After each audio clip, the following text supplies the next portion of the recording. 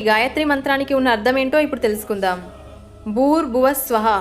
భూర్ అంటే భూలోకం, భువ అంటే అంతరిక్షం, స్వ అంటే స్వర్గలోకం, తత్ అంటే ఆ యొక్క, సవితుర్ అంటే సమస్త జగత్తును, వరేణ్యం అంటే జీవులందరి చేత ఆరాధింపబడేవాడు, భర్గో అంటే అజ్ఞానం అనే అంధకారాన్ని తొలగించే, దేవస్య అంటే స్వయం ప్రకాశ స్వరూపమైన ఆ పరాశక్తిని, ధీమహి అంటే ధ్యానించుచున్నాను, ధియో యోన ప్రచోదయాత్ అంటే మా బుద్ధిని సత్కర్మలయందు ప్రేరేపించి అభ్యుదయ శ్రేయములు పొందే సామర్థ్యాన్ని ఇవ్వుగాక అని అర్థం. ఈ మంత్రం యొక్క తాత్పర్యం ఏమిటి అంటే, భూలోకం నుండి స్వర్గలోకం వరకు అంతటా వ్యాపించి ఉన్న ఆ శక్తి మన మనసుని, ఆత్మని సరైన మార్గంలో నడిపించడానికి మనకు జన్మనిచ్చిన, అంటే ఈ విశ్వాన్నంతా సృష్టించిన ఆ పరాశక్తిని ధ్యానం చేస్తున్నాం అని. ఈ విశ్వం సృష్టించడానికి పునాది అయిన వాక్ అంటే శబ్దం, పరాశక్తి.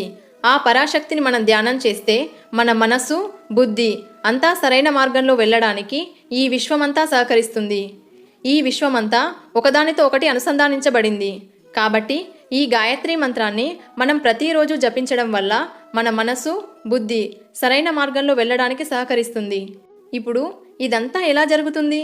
దీనికి దానికి సంబంధం ఏమిటి అంటే, మొత్తం వేదాల్ని వివరిస్తూ మీకు ఆ శబ్దానికి ఉన్న సంబంధాన్ని, తరంగాలని, ఫ్రీక్వెన్సీస్ అన్నింటినీ చెప్పుకుంటూ రావాలి. దీని గురించి మీరు ఇంకా తెలుసుకోవాలి అనుకుంటే నేను ఇంకొక వీడియో కూడా చేస్తాను. ఇంట్రెస్ట్ ఉన్న వాళ్ళు కమెంట్ చేయండి. ఇక గాయత్రి మంత్రాన్ని ఎవరు జపించవచ్చు అంటే, గాయత్రి మంత్రాన్ని ఆడ, మగ అనే లింగ భేదమేమీ లేకుండా అన్ని వర్ణముల వారు జపించవచ్చు. మంత్రపఠనం మాత్రం ఎలాంటి తప్పులు లేకుండా జాగ్రత్తగా చేయాలి.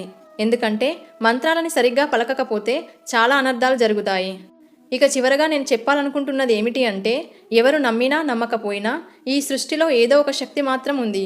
ఆ శక్తే మనల్ని, ఈ విశ్వాన్ని ముందుకు నడిపిస్తుంది.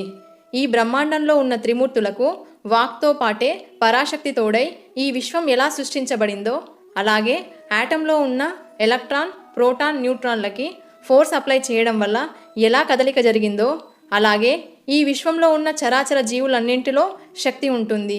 అదే మన మనుగడకి తోడ్పడుతుంది. వీడియో ఇన్ఫర్మేటివ్ అనిపిస్తే ఒక్క లైక్ చేయండి.